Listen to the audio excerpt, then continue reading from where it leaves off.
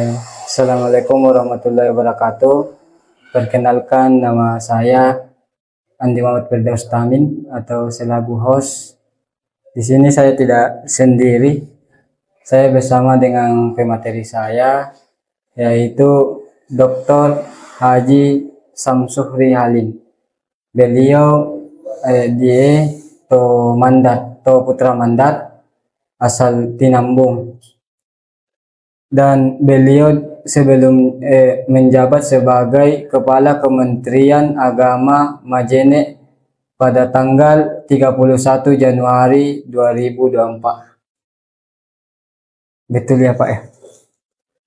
Beliau juga sebelumnya menjadi Kepala Kementerian Agama Pasangkayu, ya Pak ya. Nah, beliau merupakan asli Putra Mandat. Nah, di sini kami akan membawa sebuah tema, yaitu bagaimana peran dakwah ketika penceramah itu menggunakan pendekatan secara sosial dan kultural. Inna wasadio membahasa Mandari Muhammad ceramai, tapi menarik tapi ada juga membahasa Mandar tapi tangi menarik jamaah Pak. Nah, inna wasadio tanggapan tak Pak? Ya, bismillahirrahmanirrahim. Assalamualaikum warahmatullahi wabarakatuh.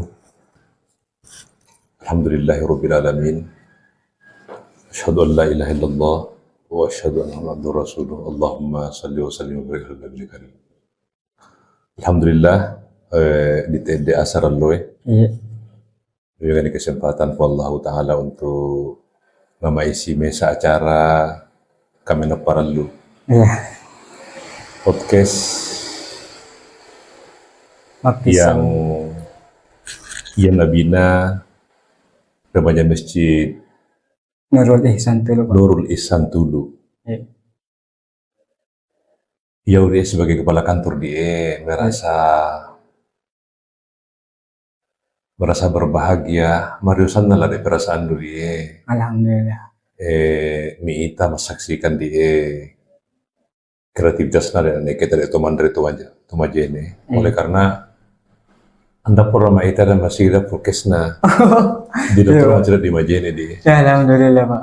Alhamdulillah tayangan ini langsung nakelola oleh anak-anak dari majelis masjid. Iya. Maraduana podcast ini mesa saluran informasi yang perlu kita dukung secara bersama-sama.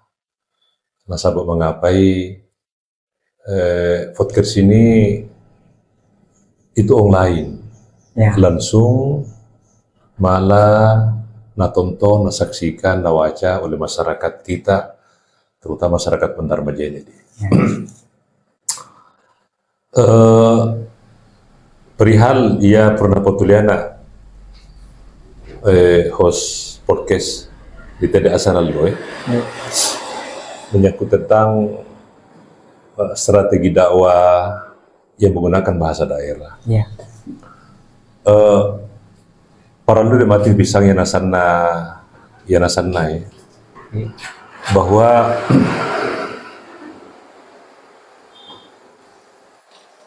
bahasa kultural yang kita gunakan sebagai bahasa komunikasi dalam apa saja itu, ya. Itu menjadi hal yang sangat penting dalam rangka untuk menyampaikan pesan-pesan komunikasi yang bisa diterima oleh halayak. Apalagi dia berkaitan dengan dakwah. Ya. Muat dari rekan-rekan dia prosentase masyarakat kita di Majene ini itu hanya sekian persen dalam kategori sebagai orang yang berpendidikan. Oh ya. Sehingga muat nama dakwe tahu di perlosan memakai bahasa kultural, bahasa daerah, bahasa khas. Oleh karena apa? Ia mau bahasa amai. Ia malah nafahami hingga nana lapisan masyarakat tak. Tania sanggah masyarakat terkategori sebagai orang yang terdidik, juga masyarakat pesisir, masyarakat nelayan, masyarakat petani, masyarakat pasar, dan seluruh masyarakat. Oleh karena itu, di harasannya ini, Iya. para da'i, para mubalige, Iya. malah ini palambi di pesan-pesan agama dan agama salah di, ia memakai bahasa daerah atau bahasa Manda, Supaya bisa mendekatkan diri ya Pak ya. supaya mana di parakirku perasaan atau apa perasaan masyarakat. Oh ya. Yang kedua, mau apa itu bahasa Mandar di enggak ada sipit tamangan ni anak katan atau mapaw, anak katan atau Mandar. Oh ya. Antara mana yang salah? Kedua, naruh tidak salah bio. Iya Pak. Aspek yang ketiga, bahasa Mandar di menjadi bahasa ia perlu sana dikembangkan di Bali di Mandar tadi. Nah, sebab mengapai bahasa secara teoritis Ya. mua nagunakan ni to maapunai bahasa Mandar Iya.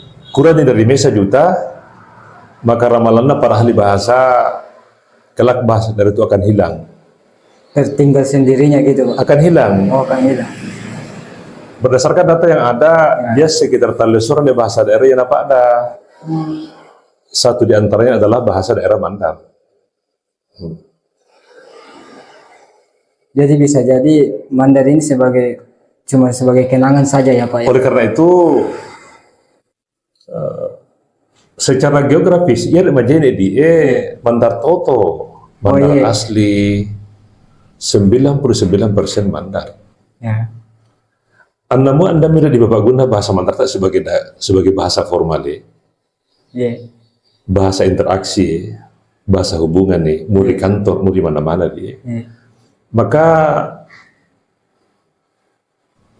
majene akan hilang dan Mandar akan hilang.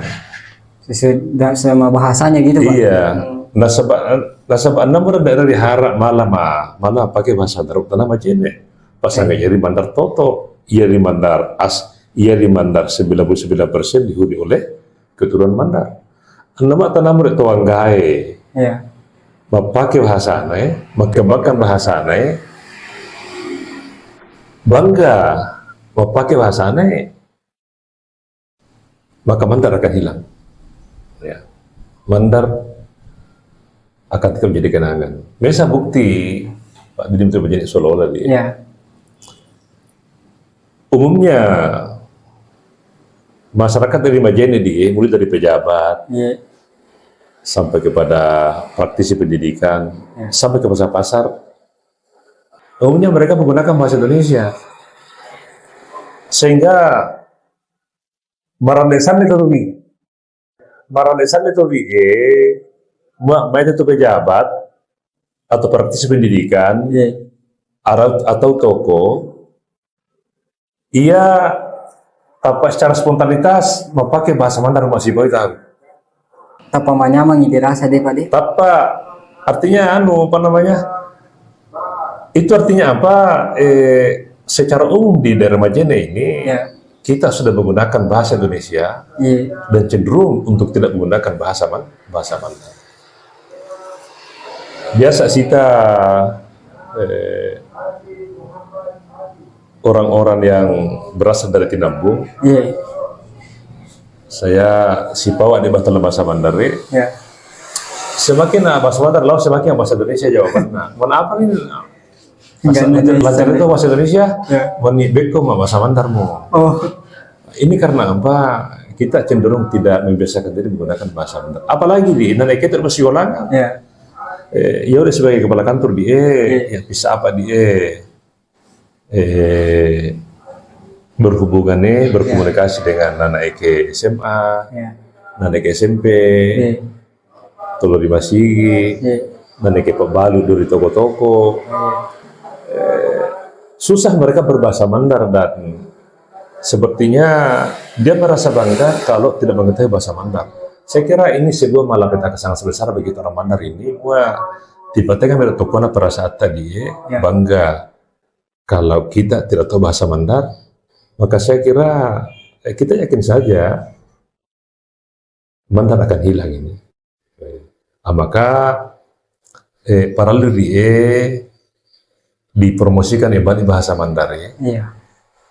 melalui dengan menggunakan sebagai bahasa interaksi baik secara formal maupun kita gunakan secara umum di tengah-tengah kehidupan masyarakat supaya yari amandarat tadi dalam bahasa Mandar anda pak dah untuk persiapan 10 tahun 20 tahun ke depan. Oh ya.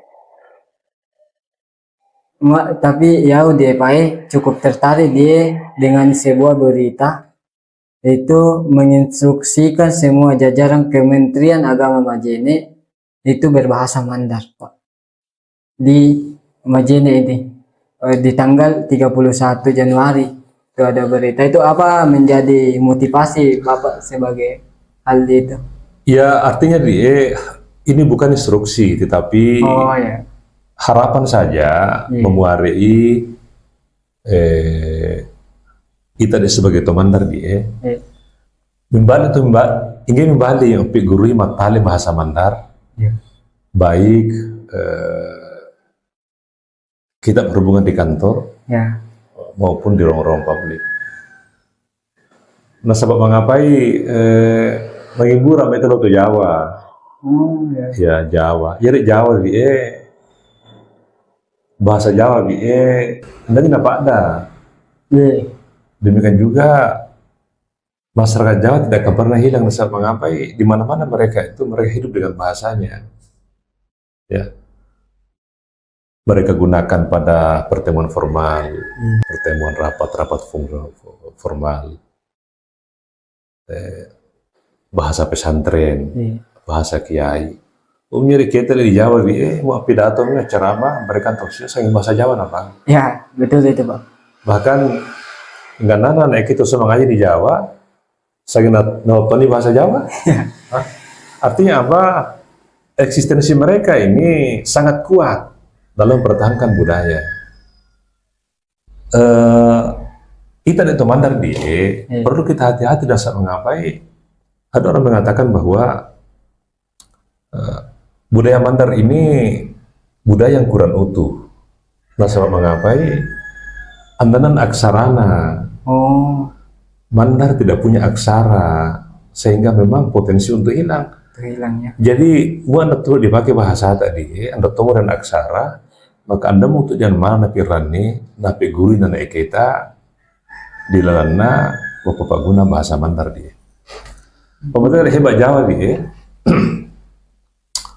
saya kuliah di S3 di UNM. Ya. Dan mesa mahasiswa sosiologi dia. Tulis mesa judul disertasi Sekeping Tanah Jawa di daerah Mandar. Coba bayangkan. Sekeping Tanah Jawa di daerah Mandar. Oh ya. Artinya dimaksud itu adalah komunitas Jawa yang ada di Wonomulyo. Oh, di Wonomulyo ya Pak ya. Jadi Jawa Wonomulyo itu Jawa murni. Mereka lahir di Polowali Mandar, daerah Mandar, tapi tradisi mereka, budaya mereka, kultur mereka, bahasa mereka masih sangat asli sebagai budaya Jawa. Nah, itu dia lain. Di dulu di Mandar Papar itu bahasa Mandar, Congan nami, walau itu si Mombat, Rory mana tahu. Biasanya contoh, lihat Mataram. Rosari Mataram dia sekitar 10 tahun yang lalu. Sempat mengunjungi mesa komunitasnya masyarakat Mandar lain. Masyarakat Mandar dari Majene, dari Pembusuhan, dari Tinambung, dari Campalagian. Mereka tinggal di sana itu kurang lebih sudah satu generasi. Berarti artinya 100 tahun yang lalu. 100 tahun yang lalu. Ya kan sama dengan Wonomulyo ini deh. Wonomulyo kan sudah hampir satu abad ini mereka juga. Oh ya. Sawa interaksi berhubungan silaturahmi. Jadi generasi kedua meroleh Dio, anda mau sama-sama Mandar. Tapi mengakimu untuk Mandar. Oh iya iya. Dari Kalimantan, dari Balikpapan, sehingga ke Mandar lain ada komunitas. Tapi mua nama bahasa Mandarin itu lao. Ya. Apa di sana menajam dengan bahasa Mandarin bahasa mengapai? Mereka lebih cenderung menggunakan bahasa Indonesia, dialek daerah di mana mereka berada. Jadi mau tulisannya di acara ini, acara podcast kita ini, Iya. mua di Bapak gunai untuk mempromosikan kembali pentingnya kita kembali ke budaya dengan cara menggunakan bahasa Mandarin. Oh, iya. Saya kira begitu. Saya cukup tertarik Pak dengan disertasi Bapak mengenai tentang implementation of character ya di Pondok Pesantren Salafiyah. Kebetulan saya juga alumni di sana. Nah, saya interaktif itu tentang budaya Mipitabe, Pak. Nah, di masyarakat umumnya, pada umumnya itu sudah anak-anak generasi yang sudah muda itu sudah hilang dengan artinya Mipitabe, Pak. Nah, itu bagaimana itu, Pak? Disertasi saya itu adalah disertasi yang berkaitan dengan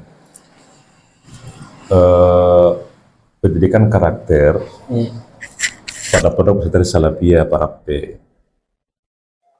Judul ini sangat menarik oleh karena apa? Hampir seluruh definisi karakter itu yang dikemukakan oleh para ahli itu berasal dari Barat dan parameternya adalah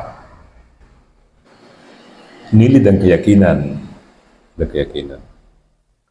Yang kedua adalah representasi dari sebuah model pendidikan karakter itu lebih banyak mereka melihat pada sekolah-sekolah umum. Pada sekolah-sekolah umum yang mereka desain secara sengaja dalam rangka untuk mempraktekkan model pendidikan karakter secara ideal. Yang ketiga adalah Pondok Pesantren Salafiyah ini sejak puluhan tahun yang lalu. Itu adalah merupakan pondok pesantren yang tidak pernah mendapat pengkoder negara. Dia adalah sebuah lembaga pendidikan yang non formal, yang tidak mendapat pengakuan. Itulah sehingga sekian puluh tahun itu Salafiyah tidak pernah mendapatkan ijazah dari negara. Tetapi dengan keluarnya peraturan pemerintah tentang wajar dikda 9 tahun dengan penerapan paket A, B, dan C, maka Salafiyah yang tadinya non formal itu diformalisasi untuk bisa menjadi peserta ujian nasional, di mana ijazahnya mendapat pengkoder negara. Yang keempat, alasan saya itu sekolah ini dianggap sebagai sekolah tradisional. Istilahnya sekolah sangat kolot yang ketika itu tidak laku di masyarakat. Oleh karena itu, dari latar belakang pemikiran saya ini, saya mencoba untuk melakukan sebuah penelitian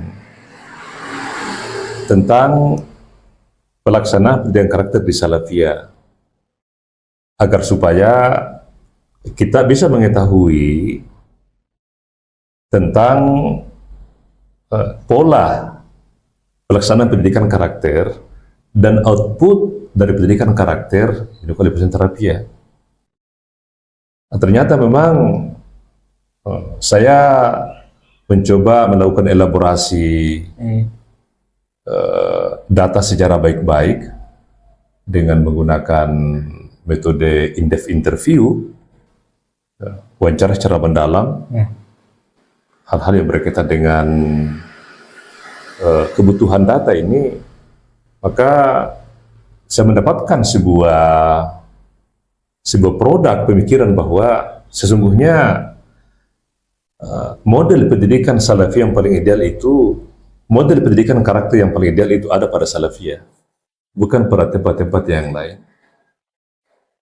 Jadi memang harus mencontohkan karakternya itu anak-anak Karena apa? Seperti itu, Pak. Karena apa? Teori, ajaran, bahkan praktek pendidikan karakter itu hanya ada di Pondok Pesantren Salafiyah. Yang lain itu mungkin hanya sebatas teori, mungkin hanya sebatas simbolisasi dari sebuah model, tetapi tanpa ada praktek dalam kehidupan keseharian santri. Kenapa bisa demikian? Oleh karena apa? Persyaratan-persyaratan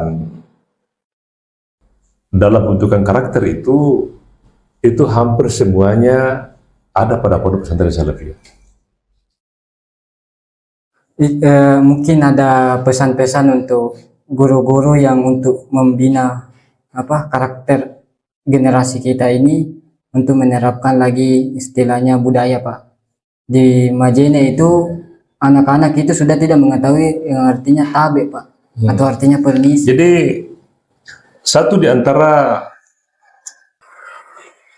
proses pelaksanaan budaya karakter itu ada pada contoh keteladanan.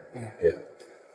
Sebuah riset yang sangat penting kita pelajari bahwa kenapa Pondok Pesantren Salafiyah itu menjadi ideal dalam pendidikan karakter, oleh karena apa? 90% perilaku anak itu kan dibentuk oleh model yang ditampilkan oleh Kiai Latif Busra kepada para guru-guru, kepada para ustadz, kepada para kiai muda, dan model ini merupakan cermin yang setiap hari dilihat oleh santri-santri. Ada dalam teori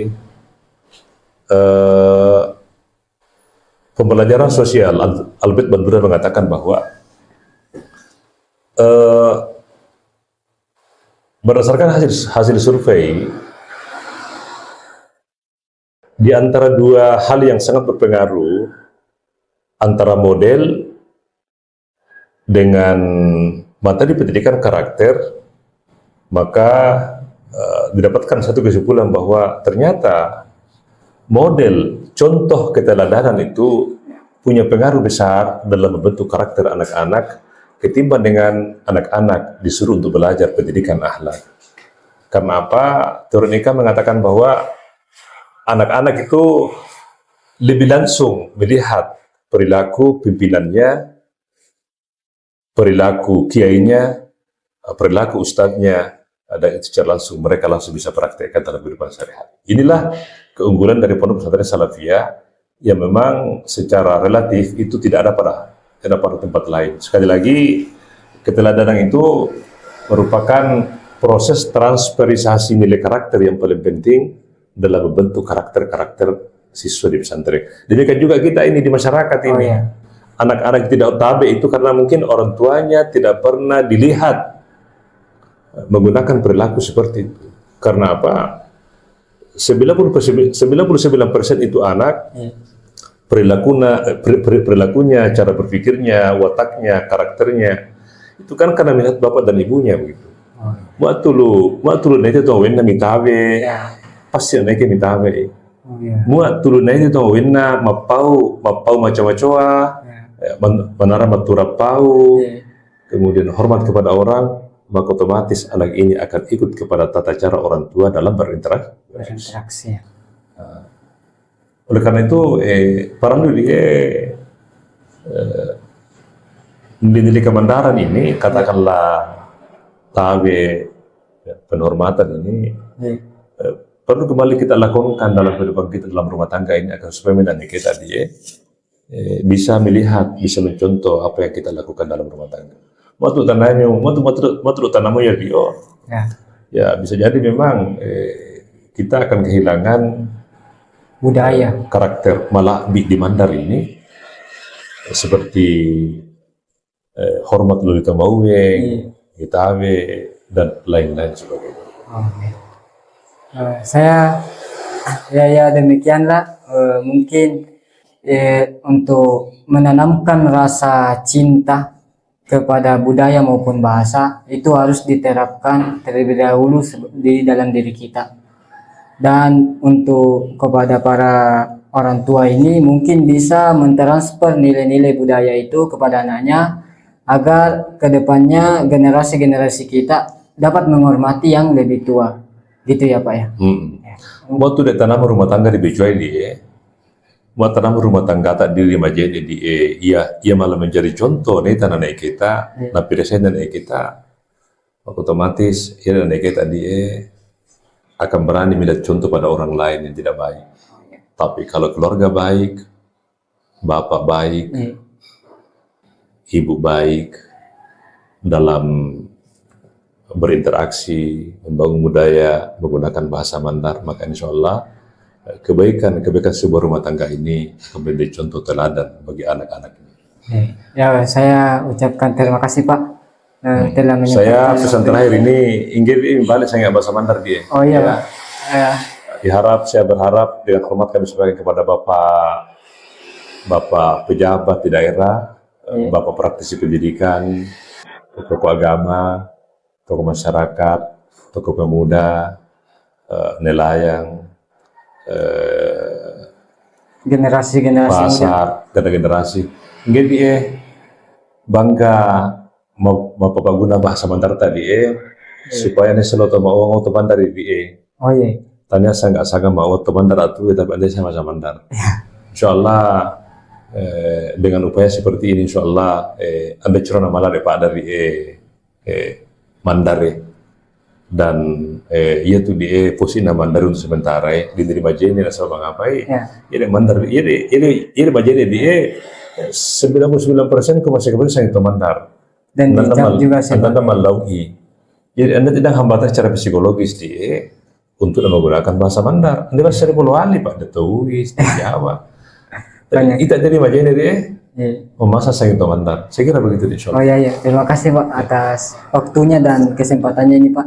Saya ucapkan terima kasih juga ini salam hormat kepada Adinda semua ini. Uhara nikmatin di daripada terusan. Ya, ini saya baru mendapatkan podcast yang diketuai oleh sebuah remaja masjid hanya di Majene saja. Terima kasih Pak. Sukses untuk adik-adik semua, panjang umur dan insyaallah aktivitas itu adalah sesuatu yang menjadi pengalaman dalam hidup kita ini dari Oh iya. Udah, terima kasih Pak. Sekian. Wassalamualaikum warahmatullahi wabarakatuh.